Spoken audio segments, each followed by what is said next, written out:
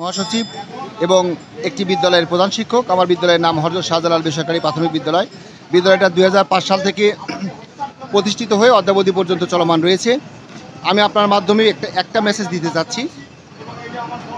তৎকালীন ফ্যাসিস্ট সরকার 33,000-এর অধিক বিদ্যালয়ের তথ্য থাকার পরেও মাঠ পর্যায় থেকে শুধুমাত্র রাজনৈতিক ট্যাগ লাগিয়ে 4,000-এর অধিক বিদ্যালয়কে সুকৌশলে বাদ দিয়ে রাখে এবং দীর্ঘ 1.5 যুগের বেশি সময় ধরে আমরা বৈষম্যের শিকার হয়েছি।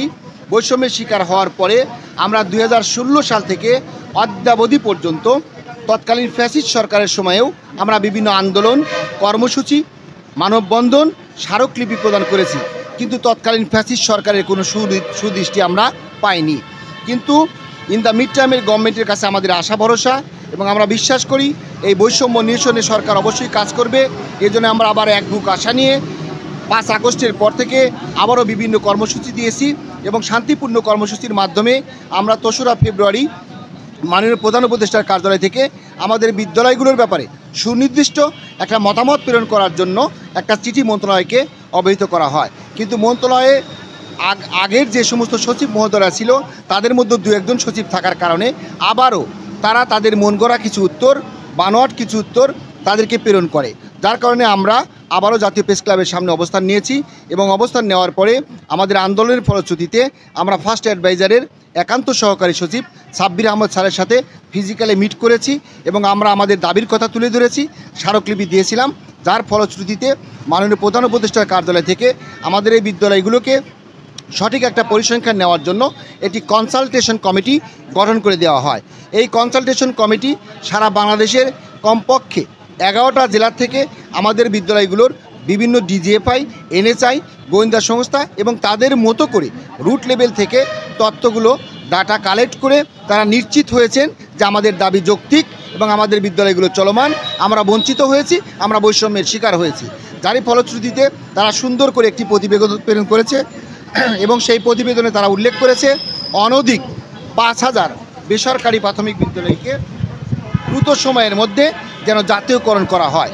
সেই সুপারিশটা এখন প্রধান উপদেষ্টার কার্যালয়ে আছে, ওই টেবিলে আছে এবং আমরা বিশ্বাস করি একমাত্র মাননীয় প্রধান উপদেষ্টা যদি সুপারিশটা গ্রহণ করে এবং সেই সুপারিশের মতামতের ভিত্তিতে মন্ত্রণালয়কে বলে এই বিদ্যালয়গুলোর তথ্য নিয়ে নতুন করে যাচাই বাছাই করে বিদ্যালয়গুলোকে জাতীয়করণ করার সিদ্ধান্ত নেওয়া হোক, তাহলে আমাদের এই বিদ্যালয়গুলো জাতীয়করণ হয়ে যাবে। আমি আপনার মাধ্যমে আরেকটা মেসেজ দিতে যাচ্ছি।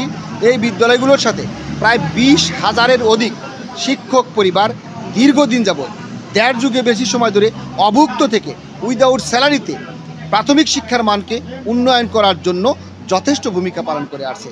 এবং আরেকটা মেসেজ দিতে চাচ্ছি, এই বিদ্যালয়গুলোর সাথে সারা বাংলাদেশের প্রায় 8 লক্ষাধিক, আমি আবারও রিপিট করছি, 8 লক্ষাধিক কোমলমতি শিশু তাদের ন্যায্য অধিকার, মৌলিক অধিকার থেকে, রাষ্ট্রীয় অধিকার থেকে বঞ্চিত হচ্ছে। তারা মিড ডে মিল পাচ্ছে না, উপবৃত্তি পাচ্ছে না, পোশাক কেনার টাকা পাচ্ছে না, ড্রেস কেনার টাকা পাচ্ছে না। অত্যন্ত দুঃখ এবং পরিতাপের বিষয় হলো সত্য, একটা শিশু 5 বছর থেকে শুরু করে আন্ডার 10-এর মধ্যে তারা প্রাথমিক বিদ্যালয়ে অধ্যয়ন করে।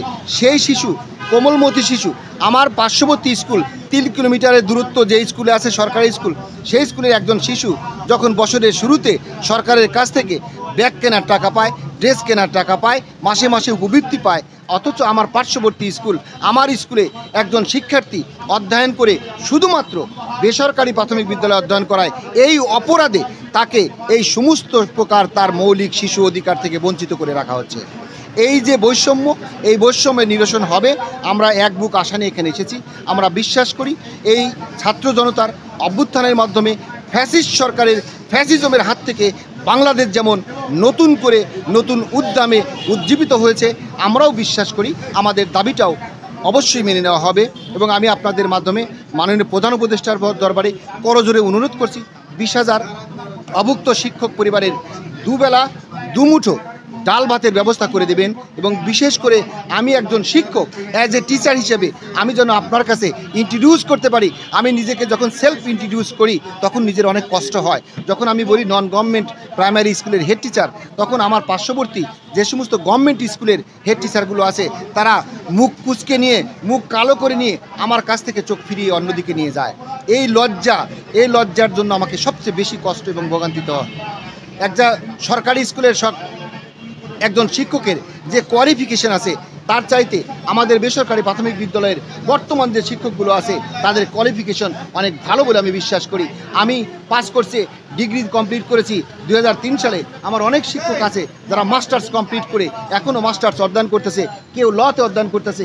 আমার এই তামান্না ম্যাডাম, উনি ডিগ্রি কমপ্লিট করার পর ল কমপ্লিট করে এসেছেন। এদের কোয়ালিফিকেশন এত ভালো থাকার পরেও যখন আমরা নিজেরা কোথাও যায় নিজেকে ইন্ট্রোডিউস করতে চাই, তখন একজন সরকারি স্কুলের শিক্ষক যখন শোনে আমরা নন গভর্নমেন্ট প্রাইমারি স্কুলের প্রধান শিক্ষক, তখন মুখটা কালো করে আমার দিকে থেকে সরে নিয়ে যায়। প্রথমে কথা শুনে যখন পরিচয় পর্ব আসে, পরিচয় দিলেই নিজের পরিচয় যখন দেই, তখন এই পরিচয় দেওয়ার পরে তখন তারা আমাদের কাছ থেকে মুখ ফিরিয়ে নেয়। এর চেয়ে লজ্জা জাতির জন্য আর কিছু হতে পারে না।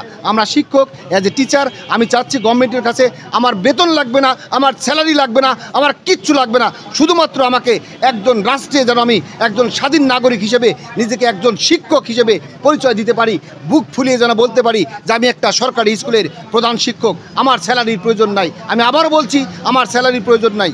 রাষ্ট্রের যদি আর্থিক সমস্যা থেকে থাকে, আমাদের 10 বছর পরে 20 বছর পরে যদি স্যালারি দেওয়ার কথা মনে হয় দিয়ে দেন, তাতে আপত্তি নাই। কিন্তু আমরা একজন শিক্ষক হিসেবে, সরকারি শিক্ষক হিসেবে যেন স্বীকৃতি পাই এবং সরকারের কাছে আমার আবেদন, আমার স্কুলেরগুলো যেন সরকারি করা হয়, ছাত্রদের যেন তাদের মৌলিক অধিকারগুলো ফিরে দেওয়া হয়, আর আমার ন্যায্য দাবিটা যেন আমাকে ফিরিয়ে দেওয়া হয়। এই বলে আমি আপনাদের মাধ্যমে সারা বাংলাদেশের সমস্ত শিক্ষক পরিবারের পক্ষ থেকে আন্তরিক ধন্যবাদ এবং মোবারকবাদ জানাচ্ছি। যে সমস্ত মিডিয়ার ভাইরা অক্লান্ত পরিশ্রম করে আমাদের দুঃখ দুর্দশার কথাগুলো বিভিন্ন মাধ্যম থেকে প্রচার করেন, তাদেরকে দেওয়ার মতো আসলে আমাদের কিছু নেই। কারণ আমরা নিজেরাই বেতন পাই না, আমরা নিজেরাই না খেয়ে আছি, নিজেরাই অভুক্ত। সুতরাং আমরা কোনো কিছু দিতে পারবো না। দয়া করে আপনাদের কাছে আমাদের 20,000 শিক্ষক পরিবারের পক্ষ থেকে ধন্যবাদ এবং মোবারকবাদ থাকলো। আসসালামু আলাইকুম ওয়া রাহমাতুল্লাহি ওয়া বারাকাতুহু।